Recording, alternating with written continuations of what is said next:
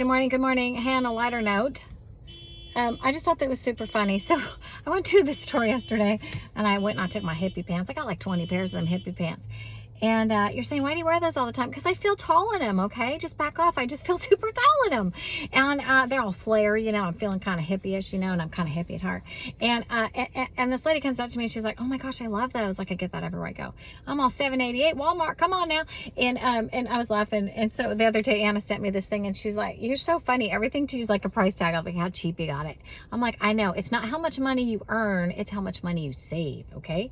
It's how much money you save that's super attractive to me. If you're in debt, if you're in a bunch of debt, it's like, keep walking, because the Lord says, oh, no man, anything. And so you're like, Shelly, why would you buy $7 pants? Well, number one, I love them. Number two, they're versatile. Like, you could sleep in them. You could wear them to the gym. You could like wear them on to your job. If I got some high heels on, I feel like a promoter of Walmart right now.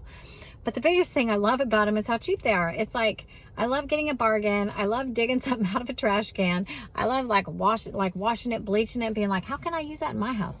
Like, there is nothing funner to me than getting something for free or really cheap. It's like, I love flea markets and scavenger. Like, you know, you go, I feel like you're going on a scavenger hunt. I love thrift stores, yard sales, vintage places. I love anything where it's unique and a bargain.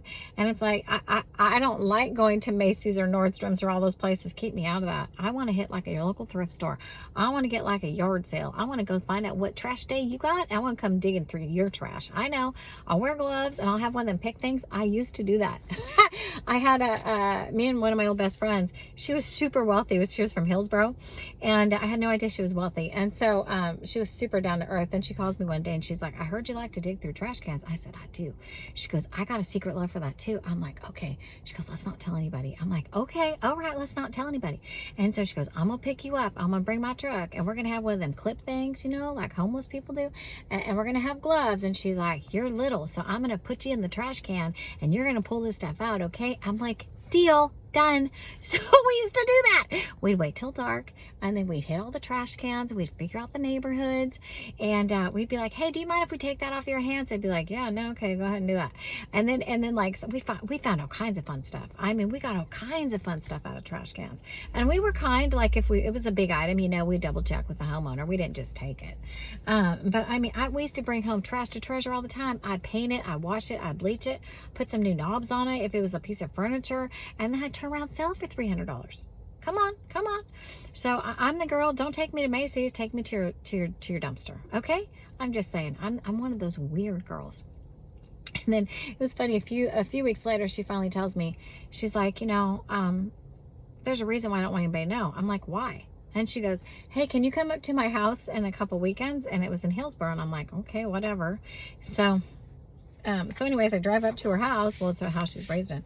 And I pull up, and it's like a 12,000 square foot like mansion with all these gates and maids and everything. I'm like, this can't be hers. This can't be her house. Like she dumpster dives with me. Like, are you kidding me? And I do the little dinghy, and I'm like, is this your house? And she's like, yeah, it's my mom and dad's house. I'm like, you didn't tell me you're rich. She's like, well, I know. I just didn't want anybody to know. Like, I want to see if my friends love me for me, and I want to hit dumpster diving because that's fun to do.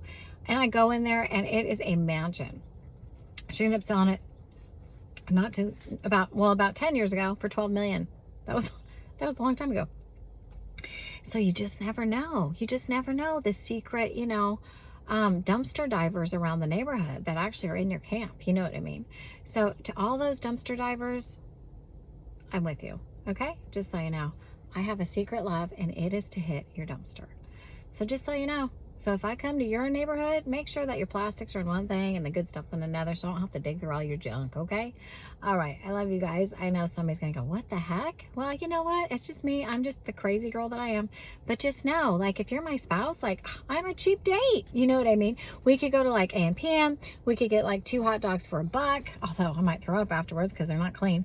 But, and, I mean, that's a hot date. Or another hot date would be take me to Costco to get the free samples when they come back. You know what I mean? Like right now because of COVID. Another cheap hot date would be we could get coffee at a hospital and then go dumpster diving. I'm just saying there's options, you know. Or at like the hardware store, a lot of times they got free popcorn. then we can go dumpster diving. I mean, there's so many options. So I'm just saying, you know, I know that you don't see that on Plenty of Fish. You know what I mean? Like, mark the box. Do you like to dumpster dive? You don't see any of that kind of stuff.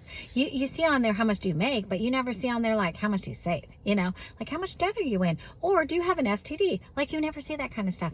That stuff doesn't exist. You know what I mean? I think the last but not least thing on one of those Plenty of Fish things is, I know it's going to get a little personal right now, and I'm way past that stage in my life, but it's like, would you go get feminine products if you're the man? You don't see that on any of them, do you?